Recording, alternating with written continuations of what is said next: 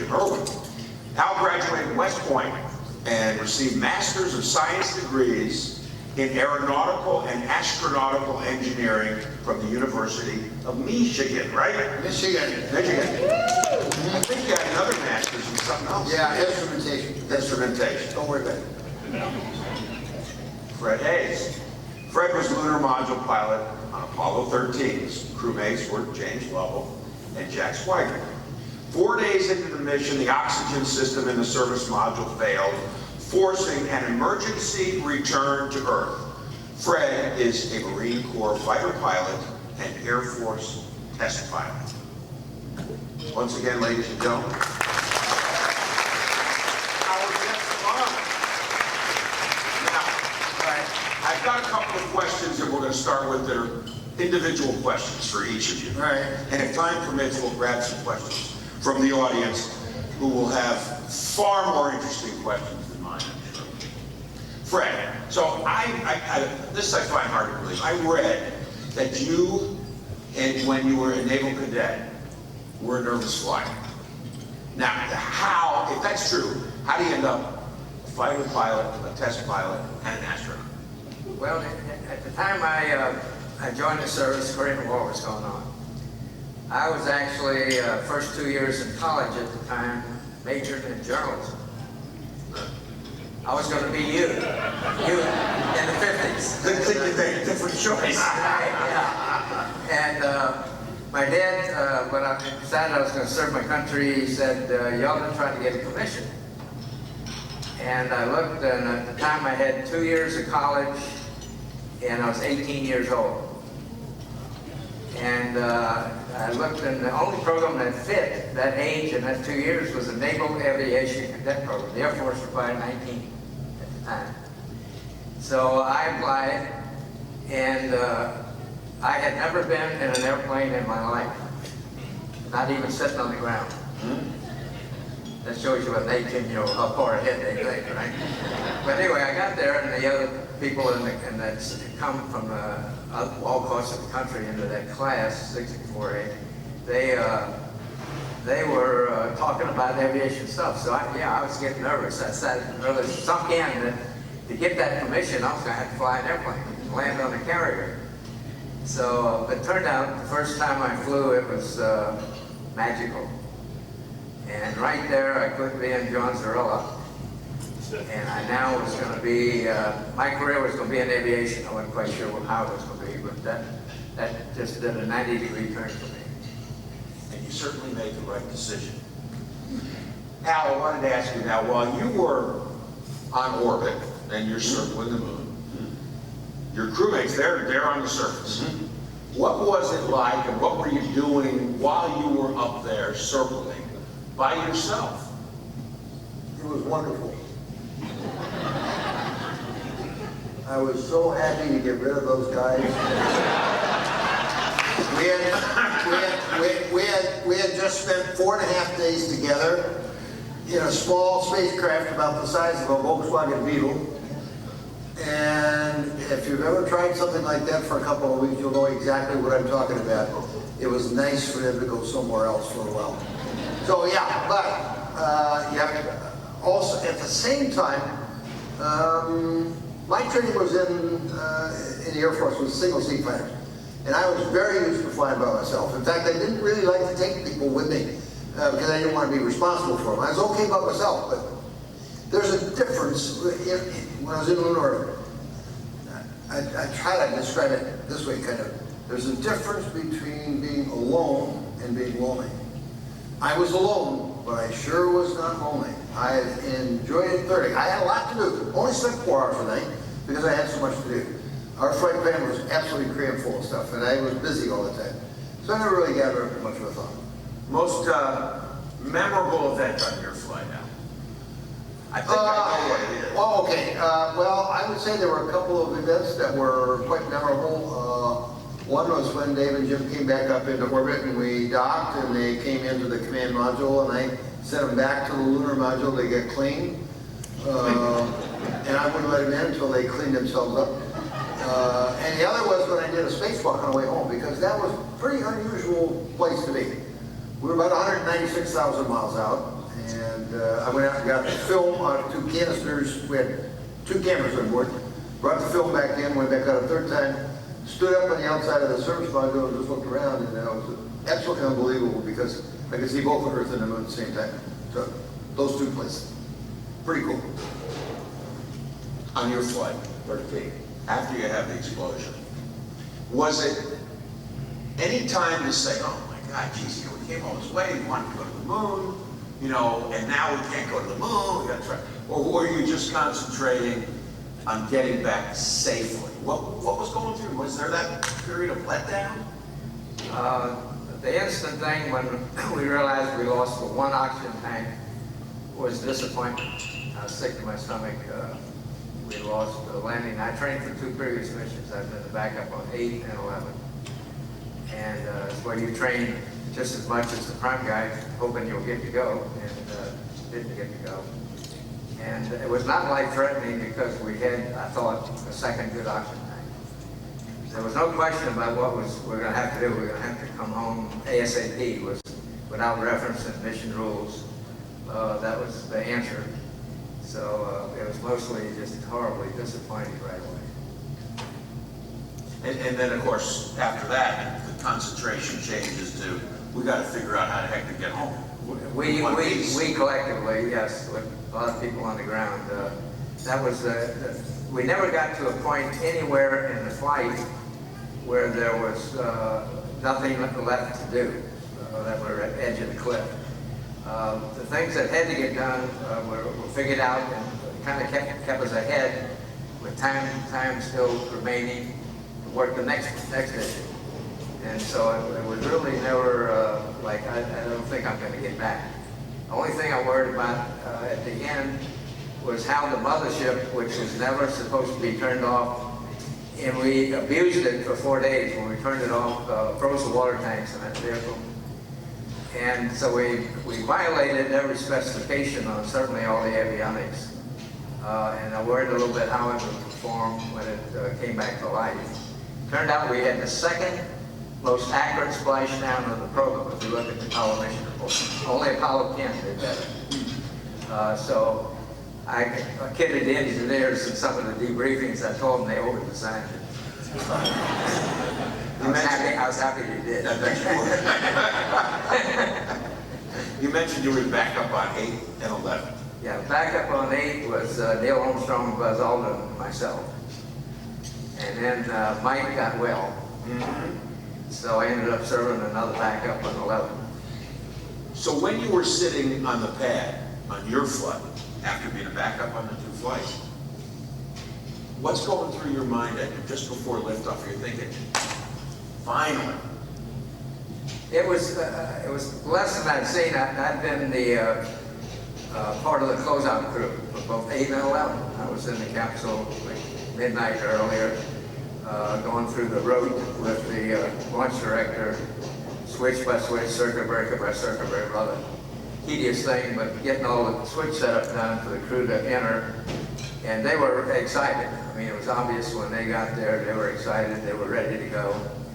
And both times I was the last one out of the capsule. I wish I could have been a stowaway. But I had to crawl underneath the couches and come up in front and then crawl out of the hatch to get out of the spacecraft. I felt we were not as emotional that way because of our crew change.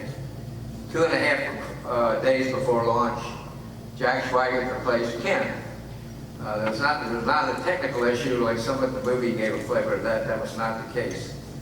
Jack, as the backup, was well trained, as I was as a backup. I could have flown any of the missions I trained for. And but it was just that late, which kind of do with the backup. About a month before launch, mentally at least, I started pulling back to say, well, Buzz probably ain't gonna break his leg. So I'm not going to get to go fly. And so you mentally pull yourself back and say, well, I've done all the work, but I'm just going to go watch somebody else fly. And so that was a tremendous emotional flip-flop, 2.5 before days, when I'm sure Jack was kind of in that mode. I'm not going to get my chance this time. And Ken, of course, had done the backup on 11, and he was geared to go. And so it kind of took a little bit of that excitement flavor around the time we went out. So I don't think it was as excitement and spirited. Obviously, we were going, and I was ready to go, but it wasn't the same as I saw on 8/11.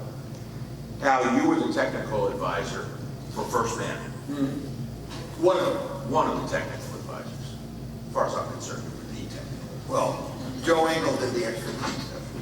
Did they get it right? Both the technical side and how they portrayed Neil. I know you're quoted as saying perhaps they made Neil a bit too aloof. That was my impression. We all knew Neil pretty well. And I never saw Neil as the stoic and as the aloof person that they showed in the movie. Now, I don't know who was responsible for that, whether it was the screenwriter or Damien Chazelle or who. But that was one of the things about the movie that I was a little bit questioning about. There are some other things too. You know, the movie's been both honored and damned. I mean, it's kind of, people kind of take two sides about whether they like the movie or not. And some of the issues about the movie were, of course, planting the flag. And I've always thought that was kind of a nonsense sort of feeling, planting the flag. The movie was about Neil Armstrong. And then you get back into how did they portray Neil, and I really felt like they hadn't portrayed him as a kind of friendly, quiet. Neil was not a recluse by any means. He was just quiet.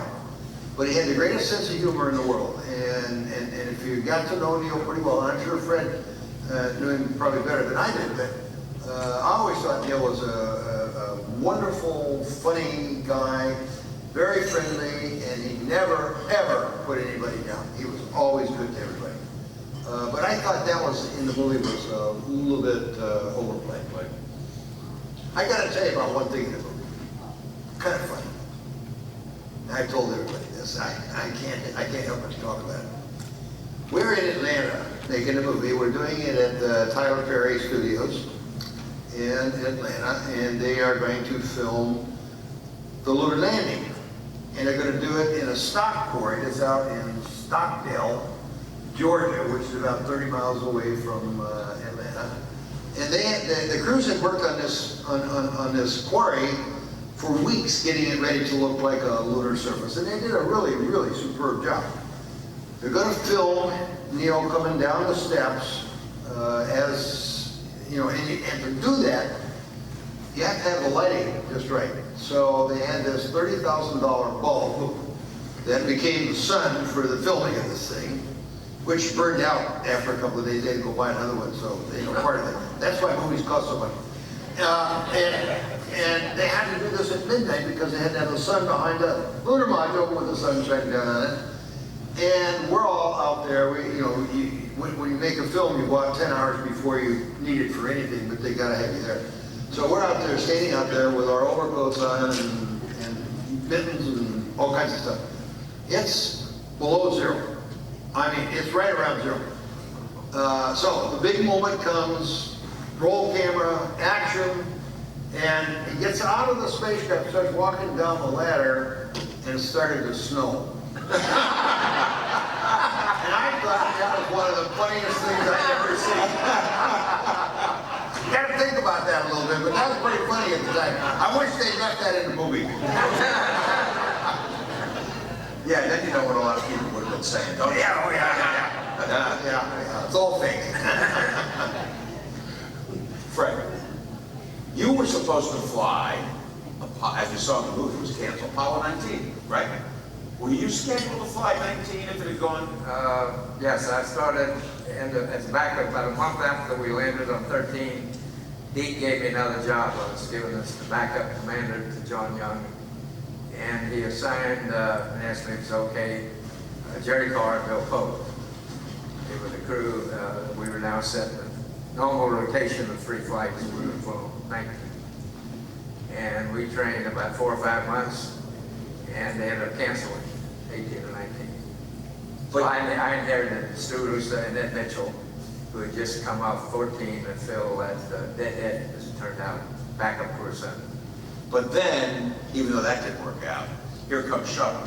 And you end up doing a vast majority of the approach and landing tests, right, on Enterprise. Yeah, that I look at as probably the biggest thing in my career. Because I left the astronaut office for 4 years and went to work for Aaron Cohen in the Alfred project office. And so I sat on the source board looking at every engineering. I was on the proposal team to evaluate who we gave the shuttle contract to. Ron Gross, I never mentioned that much when I later joined Grumman. But at any rate, from there on, went into design development. I ran the ops team through all the design reviews through CDR on Enterprise and through Columbia on PDR on Columbia. So it's much more than Apollo. When we arrived, Apollo was essentially, I call it roughly, finished with design. They were into building things, cut metal. And so we missed that early phase, whereas I was involved with shuttle from day one. So it was great then to go back to the astronaut office and get to fly the first vehicle. So it's kind of a boom and tomb experience. And Well, what did you think when the first time you flew that thing? Did you think it was, was it easy to handle? Was it? I'll tell you what I was nervous about was two things. One, we'd already pretty well had to admit we had about a 2-year slip in the first orbital flight. And we had no backup Enterprise. We had one when we started the program, we canceled it for funding. So didn't get the money Apollo did for several years. And we had no backup vehicle, and we had changed presidents. The program had been started by Nixon, and Jimmy Carter had come in. He didn't kind of indicate how much he loved aerospace when he canceled a B-1 bomber, I think, in his first 2 months of office. It was a submarine, yeah. So I worried about that a lot. I was not worried about my danger because I'm sitting in the ejection seat. So was Gardo Fullerton, who flew with me. The people that took the risk were those in the 747.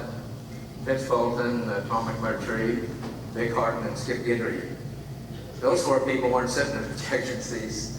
So something had really gone wrong with the control system. First time we would get to look at it when we separated. And we'd hit the 747, they would have been lost. Gardo and I could have just punched out. But that was kind of what was in my mind. I felt a lot of load on my shoulders that if I crashed this thing, Carter may decide that that'd be the end of the program right there. Well, it's a good thing you didn't. Yeah, right. Al, you and I, at one time, we talked very recently, and I asked you a question, and you said, so the question was, you told me that you'd never seen a UFO, but you had seen an alien. So you need to explain yourself to this audience. Well, I seen recently that the Navy is coming up with all kinds of UFO stuff. I don't know what that's all about. If I were to try and prove an alien, then I'd really want a piece of one that I can analyze and then find out that it's not from Earth. And then I'd say, okay, maybe there's a UFO, right? But when you talk about aliens, well, of course, this is my own philosophy. A lot of people don't agree with me. But I'll tell you what I think about it. I've been asked if I've ever seen an alien. I said, yes. Do you see them very often? I said, yeah, I see them every day. Where do you see them? When they go to the bathroom and look in the mirror. That's when I see an alien. Because I think there's a little thing in the back of my mind that thinks we might be alien. We might be the alien that we talk about all the time. We might have come from somewhere else. See, to me, that's the basis of that is the underlying cause of the space program to begin with, is to give us the capability to get away from this Earth when we have to. And that may be billions of years from now, but every single living creature on Earth has a prime imperative of survival of the species. I don't care what it is. We go from grass to trees to animals to people. The prime imperative is always survival of the species. And I believe that there's a little genetic drive in our brain. We don't even realize it probably. But I think that that's why we're getting ready to go into space. And I think the day will come when You know, the sun, we know, that's a fact, the sun will burn out all its energy. That might be billions of years from now, but that's a fact. And we're gonna have to be ready to go somewhere else when that happens. Who's to say it didn't happen somewhere else and they came here? I don't know. I don't know. Maybe it happened to them. Yeah, right. Who knows? Questions for the both of you. Al, you wrote a book of poetry, Correct. right? Inspired by your Apollo experience, correct? For the most part, or no? I suppose, yeah, yeah, so to speak. You can say I'm wrong if you want.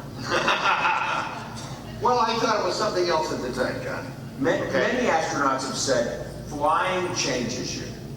It's a spiritual experience. Did it affect both of you that way or not? I don't think so. Did not, no. To me, the mission to go to the moon was, for me, just another great adventure. You needed like an airplane, you needed a higher reading altimeter. But to me, that was, you know, going to the moon is not going very far. Speaking of aliens and what might be out there, I mean, going to the moon is not really going very far. So the first step out of our closet here. And so it was just another great chance to have an adventure for me. That's what it was about. The poetry I wrote, I thought, was as much caused by total exhaustion as anything. It wasn't just the flight. When I got back, we went in quarantine before the flight, not after. So when I got back, these guys all went in quarantine after. But when I got back, we went in quarantine after the flight. We did. Oh, you didn't. That's right. You didn't. That's right. You didn't have to. Yeah, you didn't have to rub it. You didn't have to put up with Carl Sagan and all that, right? But we were in quarantine before flight because of the measles scare on your flight, right? So we all went in quarantine before flight. We didn't have a flight. When I got back, we'd debrief all day long and then go home. And I was living by myself across the street in Nassau Bay. And there'd be a party going on at my house. And all the neighbors would be there, my folks would be there, my brother would be there, dinner bar. Every single night that was going on. And then finally about midnight, I kicked everybody out. After 2 weeks, I was so totally exhausted, I could hardly move. And I'd sit there in the dark, and I was so exhausted I couldn't go to sleep. And I'd sit there in the dark, complete darkness, with a legal pad and a pencil, and just let my hand go. And I wasn't even thinking about what I was doing. And that's the book poetry. So, can you say, can it be because of the flight, or am I being channeled by somebody, or what's going on? I don't know. I have no idea, but that's how it came about. You know, it would have been for me, if I was going, I would have been very spiritual. It would have been, oh God, oh God, oh God. Oh God, oh God, oh God. Yeah, give it that spiritual. Right. Yeah. Why do you guys think the last 3 Apollo flights were canceled? Was it more than just budget? Was there more to it than simply just budget? I was not with the higher officials. What I heard was that Gilruth in particular worried about us losing somebody. And it's kind of like, was the risk worth the gain to get a few more rocks from a different place? But so there's some of that I knew, and our budgets were being cut, sure, as well. We had most of the hardware built, certainly through 18. I think the hardware had been built. 19, the limb I know was not completely outfitted yet. So the limb was not complete. But I think that was some of that mentality at that time. We'd done what the goal was set. We had done more than that. And should we really risk any more crews that they could leave somebody on the moon? I agree with you, Fred. We had 6 very successful landings on the moon, and I think there are some nervous people that said the only thing that could happen is if we lose one, then all 6 of those landings will be for naught. And I think there was a terrific momentum in the management world, and of course they could rationalize it by saying we need the money for the shuttle, which was 10 years away at that point, or 9 years away. It could be rationalized that we do that, but I do believe that there was a little chicken going on. Back in the 60s and early 70s, did you guys think, within the astronaut office, within the Apollo program, did you think we'd be at Mars by now? I did. Yeah, I thought we had the momentum, and of course the technology was still a question mark. But if we kept moving forward, I thought surely we'd be there by now. Naively, I guess, but that was kind of my thoughts. I thought the same thing with a caveat. Back then in the 60s and 70s, I don't think we really realized the issues and the problems that we're going to face when we go to Mars. I don't think we thought at the time about the radiation problem the way we do today, because we're finding out that that's going to be a big kicker in going to Mars, is the solar radiation. So I don't know how you see that, Fred, but I think we would love to have seen it. We would cheer for it to go to Mars by now. But I think there were some issues that had never really been pulled out into the open and looked at seriously. Long-term goal for space exploration. You touched on it briefly. What should I know in 2024 we want to go to the moon now and then on to Mars, but those are really very short-term in the history of the future of the planet, the species. What should be our long-term goal? Go ahead, Fred. Well, obviously, now you've gotten to it a little bit, for various reasons, not just the sun burning now. If you listen to Rusty a little bit, you think a big meteor is going to hit us sooner or later. Well, and if you listen to some of the politicians, you think that maybe people are going to be the issue. So yeah. So certainly finding a way to habitate another place, not necessarily near term, but long term, should be a goal. To me, it just seems philosophical. We're uniquely, whether it be aliens or not, Al, we're uniquely the first critters on Earth who could do it. I'm not sure if we got the answers on how to do it. If we even knew there was a life on another planet by a star somewhere to get there today, it'd be a mission impossible. But why should we sit here when we've been blessed with this talent as a creature and not utilize it for that kind of good? I mean, it's incredible how much money we spend on lots of things, and why shouldn't we have some? Now, to start down that journey, though, one thing we're seriously neglecting is the upfront research. It's been neglected for a number of years now. Even the Air Force did a lot of rocket work earlier. NASA did, and they've kind of, considering the funding we were putting in earlier, it's backed away quite a bit.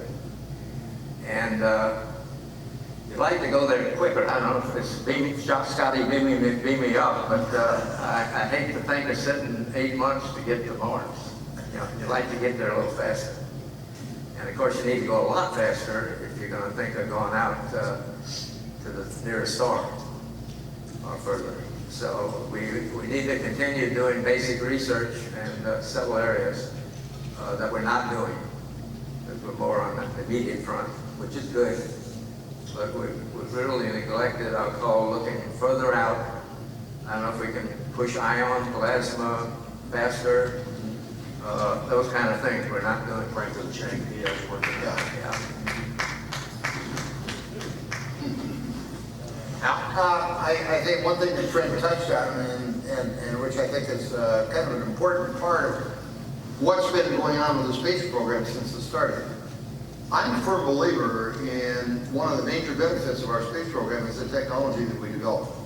If you're going to invest in a technology that's going forward, and it becomes successful, then you're going to get a nice return on your investment. Now, I've heard that the investment that the country made in the Apollo program came back to the federal government 7-1, okay? Now it's because of the commercialization of the technology development, such as silicon chips and the ability to weld titanium. I mean, there are a whole set of technologies that made this country the most successful commercial manufacturing company in the world. And the taxes that were derived from all of that came back to the U.S. government. All the people that were employed during those periods, the most successful time in this country, paid back the federal government 7-1. And I think that's something that we need to keep in mind as we go forward, because I think the money that gets, like Fred said, we need the research. And that research is going to lead to something that we can't even envision today. We're going to need another paradigm shift probably in technology to allow us to go to Mars and do it relatively quickly and do it safely. I think we're going to need that. And I think that the money that gets invested in that kind of technology is going to come back to us in the terms of successful commercial products. We have a couple of minutes left, so if anybody out there has, you're going to have to yell, you have a microphone. Anybody have a question out there for these two American heroes? No question. No questions. There's one. So this might be out of your, area, and then it's up to the moon and so forth. But what's interesting to me is we've had Galileo, we've had Cassini, and now we actually go out there, to go see and explore the Jovian planets. But Neptune is the second most meteorologically active planet in our solar system after Earth. So what is your opinion on a Neptune orbiter to kind of get more idea about forecasting weather on Earth based on what we observe out there? Boy, you're out of my field. Yeah. I don't have a clue. Let me tell you about the Neptune orbiter. Yeah, right. That Question over here. If you're going to do that, you might as well go to Pluto too. We did. Yeah, but not people. Syndicated news and Bank on Reserve. I was wondering how quickly do you think within the next couple of years you'll be taking blockchain and cryptocurrency to space? Take what? Taking what now? Currency? Taking blockchain and cryptocurrency. Oh, blockchain and cryptocurrency Space, yes. to space. Yeah, we're ready. Well, let me tell you about blockchain and cryptocurrency. You're out of our league for that one. Out of my league. Yeah, we got some ringers in the audience. I got enough trouble managing my money, let alone We got one. There's one back here. Yeah, so you guys had to go with the college program and with waiting public support. So I'm just wondering, do you have any advice for the leadership at Astronaut? How do you do things differently? Or to keep it enthusiastic for and support the program? That's a good question. Yeah. I don't want to answer. Well, Too many friends in this room.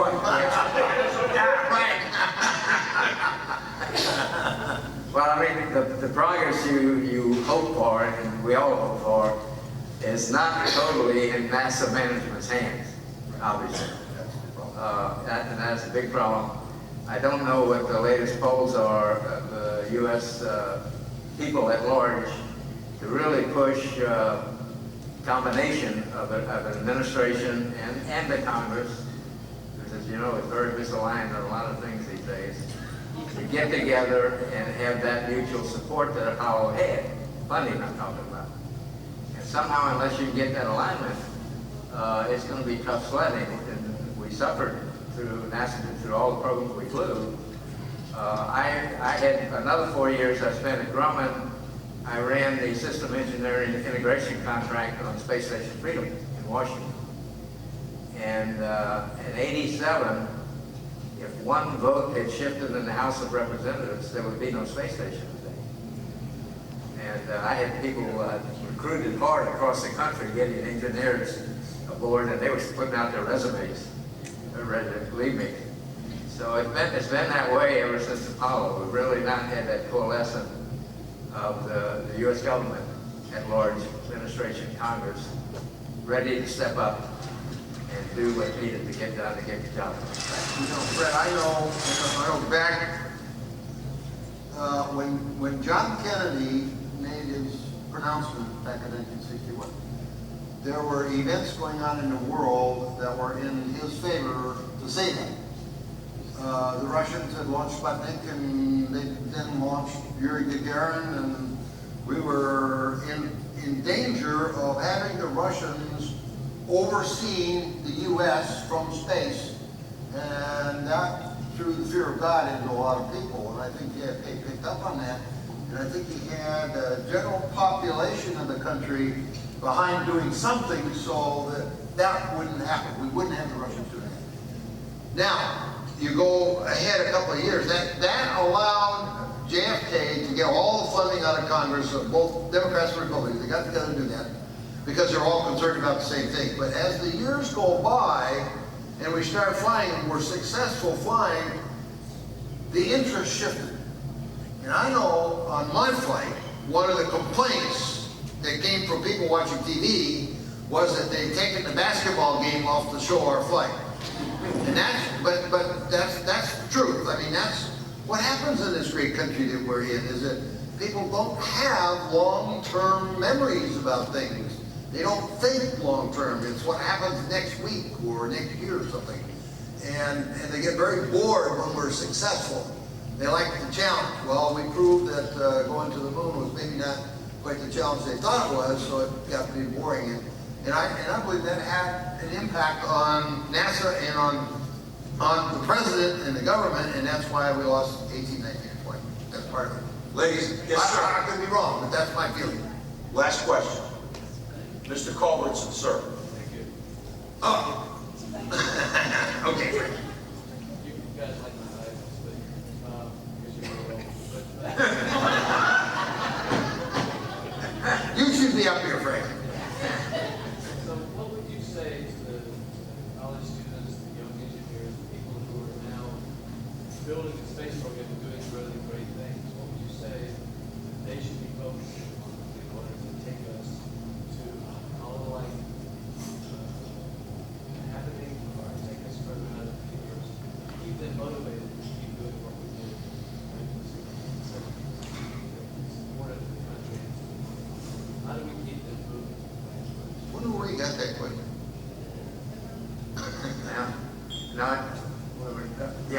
What I do with children, and that's of all ages, I generally like to talk to 4th or 5th grade or higher. The younger ones don't have a large attention span. And, but anyway, I try to influence them at any age is, and hopefully some have already figured out I'm talking to, but to figure out what the talent you've been born and blessed with. And now how to best align that talent with a career that makes sense to best use that talent. And that kind of will put you in a nice path where the hard work that otherwise it would seem hard, you may have to enjoy it. Get through school, get through training, to meet a goal. And then obviously it'll be a lot more enjoyable and fun on the job. And you're likely to be much happier in your life and much more successful as you move through your career. It's kind of one of the secrets of life is to figure out how to get all that aligned.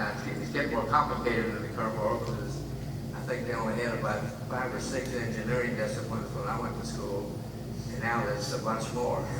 So the choices of quote career path have gotten broadened. But that's a key to success in life as far as I'm concerned. I'd answer your question kind of in 2 ways. I think we need to excite those who are in the STEM programs these days. I think that STEM training is the most critical thing that we need to promote in the future. I know that engineers and scientists and designers and mathematicians and that kind of college student, we're seeing fewer and fewer of those as the liberal sciences are growing in our college system. So I think we need to pay attention and excite those kids who are in the STEM programs. But I also believe we need to motivate those young people who are not thinking of STEM. I think we need to start in middle school and start generating interest in STEM courses further on. And I see that all over the world. We're behind in this country. I can see that where places I go. If you go to China, you go to the United Arab Emirates, or you go to Bahrain, or you go to France, or you go to Germany, you'll see that they're really hot on their young people studying the hard sciences, and they do quite well at it. So I think we need to get on kids in middle school and high school, and we need to motivate them into the STEM courses. And we need to do that any way we can. I know, obviously, you know, I deal with a scholarship program. But we're catching kids in college And the problem is, when you give a scholarship to a kid in college, they've already decided what they want to do. So then you're not gonna change anything. So we need to focus on the younger people, and I think there are some programs in the country that do that very nicely. Well, we as a nation need to focus on it. You know, interesting statistic I heard. I don't know how true it is, but we graduate 70,000 engineers a year in this country from college. But I hear the Chinese graduate 700,000 a year. 10 to 1, what we're doing. And they're serious about it. So this, I think, is a challenge that this country's got. And I'm not sure what what the answer is, but we need to do everything we can to get these young people oriented in the right way, and not force them to do it, but because I think to back, along with that, I absolutely agree with Fred. I think young people need to do what they need to do. They need to follow their dreams, and they need to do well at it.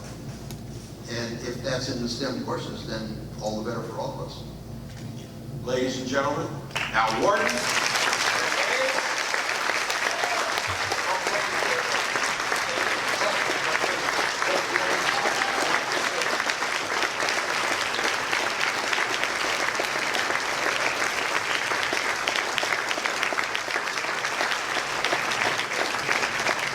We have a couple of presentations for you. First of all, you folks heard Terry mentioning the fact that there was a gathering at this little Italian joint where Frank Culbertson and Al and Fred were celebrity chefs for a night, although they didn't cook anything.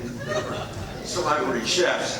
And so, we just wanted to give you a token of a very little token of our appreciation from Zarellas. And to you too. You were one of the, oh yeah, I know, good. And now I'd like to bring Theron back up to the stage. Before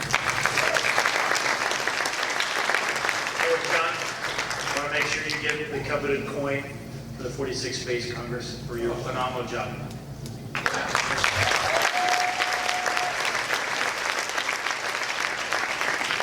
Gentlemen, to say you're American heroes is an understatement. So, and you saw the standing ovation, well deserved. The inspiration you gave, Joe, to everybody in this room and to our country. I want to thank you. But I think best way, and I hope you don't have one of these already, by the way, but there is a 50th Apollo anniversary of silver coin, and we'd like to present these to you. And these are from the U.S. Mint as our token of gratitude.